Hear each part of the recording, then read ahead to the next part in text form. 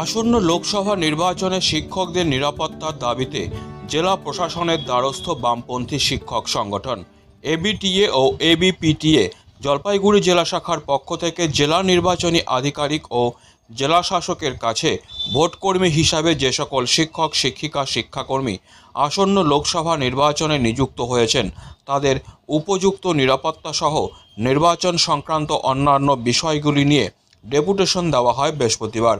এদিন সকালে এবিটিএ ও এবিপিটিএর শিক্ষক সংগঠনের সদস্যরা জেলা প্রশাসনের কাছে দ্বারস্থ হন।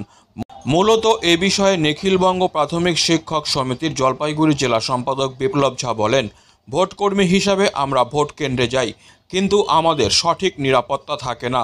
তাই নিরাপত্তার দাবিতে এবং ভয়হীন নির্বাচনের দাবিতে আজকের এই কর্মসূচি। উপস্থিত ছিলেন এবিটিএর জেলা সম্পাদক প্রসেনজিৎ সাহা সহ অন্যান্য শিক্ষক শিক্ষিকারা। আমরা আজকে জেলা শাসককে চিঠি দিয়েছিলাম। আমরা এবিটিএ এবং এবিপিটি এর পক্ষ থেকে ওনার সাথে দেখা করে আমাদের কিছু কথা ওনাকে জানাবো।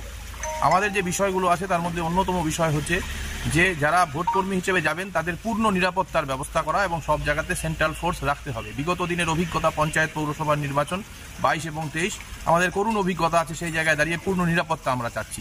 আমরা চাচ্ছি যে ডিসিআরসিগুলোতে যাওয়া আসা এগুলোর ক্ষেত্রে পরিবহনের সুস্থ ব্যবস্থা আমরা চাইছি। ইডিসি ভোট এবং পোস্টাল ব্যালট বিগত দিনে আমরা অনেক সময় পাইনি এবং ভোট দিতে পারিনি। যারা ভোট নিতে চাইছি তারাই আমরা নিজেদের গণতান্ত্রিক অধিকার প্রয়োগ করতে পারছি না।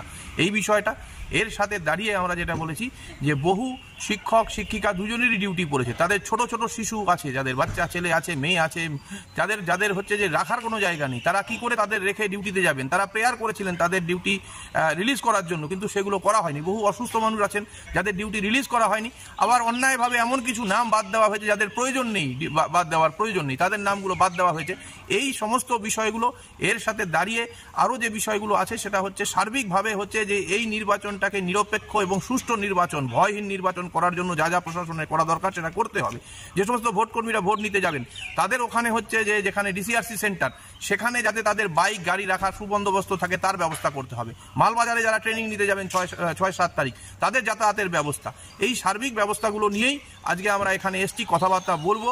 এবং আমরা লক্ষ্য করছি শুরুতেই যদি দেখা যায় যে ভোটের নাম কাটার ক্ষেত্রে যে একটা বিভিন্ন ধরনের হচ্ছে যে বিষয় কাজ করছে, নামগুলো হচ্ছে যে সার্কেল থেকে যখন আসছে বিভিন্ন মানে ইনস্টিটিউট থেকে তখন সেখান থেকে কিছু নাম অমিট হয়ে যাচ্ছে, বিডিও অফিসগুলোতে আসার পর কিছু নাম হারিয়ে যাচ্ছে, আবার হচ্ছে যে এখান থেকে প্রথম ট্রেনিং নেওয়ার পর দ্বিতীয় ট্রেনিংয়ে কিছু নাম হারিয়ে যাচ্ছে। এই যে বিষয়গুলো এর মধ্যে আমরা একটা গোটা বিষয়টার মধ্যে আমরা একটা অস্বচ্ছতা লক্ষ্য করছি।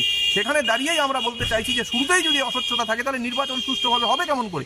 এই কথাগুলোই জানান দেওয়ার জন্য আমরা আজকে এখানে এসেছি। আমরা তথ্য আকারে এই সমস্ত কথাগুলো আজকে তাদের সামনে তুলে ধরবো এবং উপযুক্ত সমাধান চাইব। Disclaimer. This channel may not promote any violent, harmful or legal activities. All content provided by this channel is meant for an educational purpose only.